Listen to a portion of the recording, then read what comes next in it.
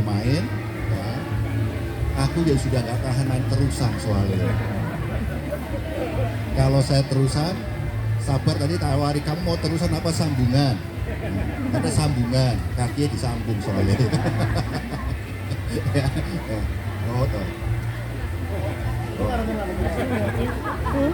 Nyelek gitu. Oh gitu. Ayo kita akan sebagai tema kita ya, bahwa kebersamaan kita, indahnya kebersamaan kita di dalam Mazmur pasal 133. Nyanyian ziarah Daud. Sungguh alangkah baiknya dan indahnya apabila saudara-saudara diam bersama-sama dengan rukun. Seperti minyak yang baik di atas kepala, meleleh ke janggut, yang meleleh ke janggut Harun, dan ke leher jubahnya. Seperti embun gunung Hermon yang turun ke atas gunung-gunung Sion, sebab kesanalah Tuhan memerintahkan berkat, kehidupan untuk selama-lamanya. Amin. Ada pernah suatu ketika dosen kami katakan, kalau ikan busuk itu mulai dari mana? Enggak dari ekor, tapi dari kepala. Jadi ikan itu busuk itu dari mana? Dari kepala dulu baru turun sampai pada ekor. Baru pembusukan itu terjadi. Nah saudara, kalau kita melihat kenapa akhir-akhir ini selalu ketika kepala itu akan iblis bekerja luar biasa untuk menghancurkan satu pekerjaan Tuhan adalah mulai dari apa? Di kepala. Oleh karena itulah sebagai pimpinan kepala itu perlu ada kebersamaan, dukungan dari semua, baik itu lewat doa-doa dan masukan-masukan dan lain sebagainya. Karena kebersamaan itu akan terwujud jikalau apa? Itu akan turun kepada kita lewat di atasnya. Kalau kita berbicara keluarga, maka dimulai dari mana? Kepala rumah tangganya. Itu apa? Kepala rumah tangga, bapak. Kemudian ibu turun dan kepada anak-anak. Karena itu berbicara otoritas. Kalau kita naikkan lagi, yaitu di dalam satu gereja, maka ada satu jemaat, di mana ada gembala, wakil, dan selanjutnya. Dan ketika hal ini berbicara tentang otoritas. Maka ketika berbicara otoritas, maka dituntut ketaatan bersama. Nah, kalau kita ingin punya visi apapun, program sebagus apapun, kalau tidak ada kebersamaan, maka sia-sialah semuanya. Pasti akan terjadi saling menyalahkan. Maka pernah ingat 2 minggu atau 3 minggu yang lalu ketika kita kenaikan Tuhan Yesus, ya kita meraih ibadah kenaikan Tuhan Yesus apa? Kadang-kadang ya gereja itu menjadi tempat untuk apa? Untuk menghakimi satu dengan yang lain, tempat penghakiman. Dan penghakiman itu yang menghakimi siapa? Orang-orang yang tidak ahli hukum. Saling menyalahkan satu dengan yang lain, saling menekan, saling membuli, saling satu dengan yang lain, sehingga tidak ada kepercayaan. Saling mungkin kita dengan kata-kata yang mungkin merendahkan, pakai apa direndahkan, nggak pantas kamu, nggak sopan, nggak ini, kita langsung menghakimi. Nah, kalau kita berbicara menghakimi itu satu dengan yang lain, maka yang terjadi adalah ketidakpercayaan, mistrust. Nah, ketika terjadi mistrust, maka hubungan apapun akan selalu dimulai dari kecurigaan satu dengan yang lain. Saya bermaksud memberi masukan, nasihat, nanti orang sudah nggak suka sama saya, akan apa? Ada udang di balik rempeyeknya, gitu kan? Ada orang saya memberikan satu masukan lagi, orang berkata, wah ini karena dia nggak suka sama saya, mau melihatnya dari sisi-sisi yang lain. Selalu dianggap negatif. Oleh karena itulah kebersamaan ini, kalau kita ingin ada suatu kebesaran, ada satu pertumbuhan, maka kebersamaan itu penting. Seperti nyanyian sungguh alangkah baiknya dan indahnya bila saudara-saudara diam bersama dengan rukun. Kerukunan itu penting saudara, satu dengan yang lain. Kalau keluarga ingin diberkati Tuhan, kerukunan satu orang tua, satu keluarga anak itu harus utama. Maka berkat itu akan turun. Walaupun tadi kita lihat lagu ini bis kan, ke ceweknya, ke pacarnya dikasih makan tempe terus ya kan. Zaman sekarang susah cari orang yang mau dikasih makan tempe terus ya kan. Tapi di situ beda deh. Sampai sama Mama Budi, aduh kasihan maka kalau bojoku nggak mau kasih tempe terus gitu kan. Nah, kalau rukun, tempe pun rasa apa? Spaghetti. Enggak. Kalau kita ini rukun, makan dengan sambal tadi apa? kayak tadi makan nasi, Sinta dapat ikan asin, saya nggak dapat ikan asin, ya kan?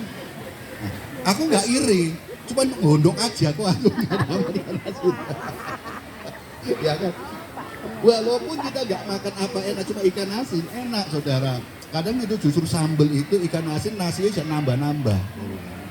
Pak Jo kalau dikei timun aja, kerai aja sudah nggak makan apa-apa habis dia. Walaupun kerainya dikasih di freezer nggak apa-apa, gigi kalah nggak apa-apa. Yang penting apa? Kerainya masuk di mulut. Saudara, kebersamaan itu kerukunan. Nah, ketika kita ingin punya program apapun, kalau kita rukun itu indah. Ya. Maka apa? Kita dalam satu jemaat kita, walaupun kita mungkin kita itu nggak bersaing dengan gereja-gereja sekitar kita, dengan sarana prasarana kita kalah, tapi kebersamaan itu yang harus kita utamakan. Ya. Kelebihan kita adalah keluarga, dan kerinduan saya adalah apa? Ayo kamu, kasihan nggak ada temannya, mau Cimira, kasihan. Tepuk tangan lagi, Cimira, ayo semuanya. Walaupun sarana prasarana kita nggak ini, tapi kita bisa kalau kita bersama. Maka selalu saya ditanya ketika ditanya siapa sih donaturnya Kaliasik, saya selalu katakan donaturnya adalah semua jemaat. Gak ada satu si A si B si C, gak ada. Semua jemaat. Karena apa? 1 juta kurang 500 rupiah, gak 1 juta. Ya kan itu kan. Jadi nilai apa yang kita bangun itu adalah kebersamaan. Maka selalu kita moto keluargaku, gerejaku, ya kan. Nah, keluargaku, gerejaku. Biarlah gereja itu menjadi rumah kedua kita. Sehingga apa? Kita bisa kebersamaan, anak-anak kita bisa mengembangkan talentanya, potensinya, belajar melayani. Dan kita melihat, saya puji syukur kepada Tuhan, ada anak kita itu sudah mulai belajar melayani. Baik itu yang tamborin, choir, song leader, singer, musik, dan lain sebagainya. Nanti semua luar biasa. Dan itu adalah kekuatan kita kalau kita mau mengembangkan diri. Program apapun, yang bagus apapun, biaya yang tinggi, kalau tidak ada kebersamaan, tidak akan bisa jalan. Maka dari itu, ketika kita kerukunan terjadi, maka firman Tuhan kata apa? Seperti minyak yang baik di atas kepala meleleh ke janggut, yang meleleh ke janggut Harun dan ke leher jubahnya. Dari atas, saudara. Kerukunan itu dimulai apa? Ketika berkat itu akan menampung berat dari atas dan akan berbau harum di mana-mana. Keluarga kita akan dikenal sebagai keluarga yang harmonis, keluarga cemara, ya kan? Keluarga cemara. Keluarga kita akan dibawa harum apa sebagai keluarga yang apa? Yang rukun, sehingga apa menjadi suatu contoh untuk semua orang. Keluarga kita akan menjadi apa? Suatu apa? Sorotan, sehingga apa? Semua orang ingin belajar, anak-anak tetangga bisa datang ke kita untuk apa? Nyaman tinggal di rumah kita, main di rumah kita. Jadi itulah kebersamaan. Kalau keluarga itu tidak rukun, panas suasananya. Kalau tempat kita, ibadah kita, gereja kita itu tidak rukun, maka akan panas. Apapun yang kita kerjakan, tidak akan bisa bertumbuh. Karena apa? Kita bisa datangkan, tetapi dia tidak pernah untuk bertumbuh, berakar. Suatu ketika akhirnya menjadi jemaat yang apa? Tamu, hanya rutinitas, jemaat yang bertamu saja. Kerinduan kita, jemaat kita bukan bertamu, tapi tinggal di rumah kita. Untuk apa? Beranak cucu di situ, sehingga berapa generasi itu gereja kita tetap ada. Karena kita belajar. Kalau kita merenungkan apa? Dulu kita sering dengar jemaat kita itu dulu kaum muda itu sampai 300-400. Tapi sekarang kita lihat ya kan, karena apa? Generasi berikutnya sudah ke tempat lain. Nah itu yang menjadi pembelajaran kita. Kita perlu belajar dari sejarah, bahwa sejarah semua itu kita perlu belajar. Tidak ada sesuatu yang tidak bisa dapat kita pelajari. Maka mari kita didik bersama, mulai dari kita orang tua, anak-anak kita tanamkan di gereja di mana kita berada, sampai kepada anak lagi, cucu, dan selanjutnya, sehingga apa? Kita akan bertambah-tambah terus, sampai akhirnya bertambah terus.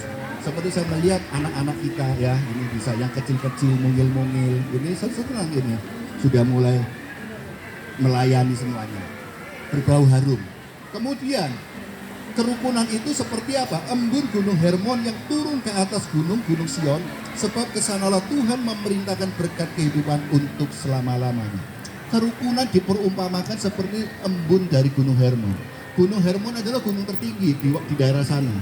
Dan air yang salju yang di atas itu apa? Itu daerah sana adalah daerah padang, daerah itu dari Gunung Hermon yang tinggi itu, yang saljunya banyak itu nanti meleleh, turun dan mengairi semuanya sampai kepada Sungai Yordan. Sungai Yordan itu adalah sungai yang tidak pernah berhenti airnya, ya airnya mengalir terus, yaitu dan itu sampai walaupun musim kemarau, musim apa tetap airnya mengalir karena apa? Sumbernya dari Gunung Hermon.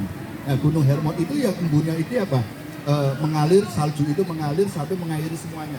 Sehingga berkat-berkat itu bukan dinikmati oleh kita, tetapi juga kepada sekitar kita. Bahkan bisa memberkati semua apa? Kota Surabaya yang kita cintai ini. Dari kebersamaan kita bisa memberkati kita diberkati, dan berkat itu bisa dinikmati oleh sekitar kita sampai kepada satu kota. Nah, ini yang menjadi kerinduan kita adalah kota Surabaya, menjadi kota sejahtera, kota adalah sejahtera kita. Maka kita harus berdampak kepada mereka. Kita akan kuat kalau kita juga kuat. Iblis tidak akan diam kalau kita ini bersatu. Iblis akan bekerja luar biasa, tetapi kebersamaan itu akan menjadi satu kekuatan kita. Indahnya kebersamaan, ya. Kita pertahankan kebersamaan kita yang sudah kita bangun, ya, terus menerus. Jikalau kita punya usulan apa, mari kita masuk usulan itu kita sampaikan, kita pikir bersama. Jikalau kita bisa lakukan. Kita ini adalah satu keluarga, saling melihat satu dengan yang lain. Karena saya tidak bisa lihat belakang, ibu bapak juga nggak bisa lihat belakang. Orang kita, saudara-saudara kita yang melihat belakang, kanan kiri kita untuk memberikan masukan-masukan kepada kita semua. Jikalau kita ingin diberkati, kerukunan itu harus kita jaga bersama-sama. Ya, demikian renungan kita, saya kembalikan kepada acara.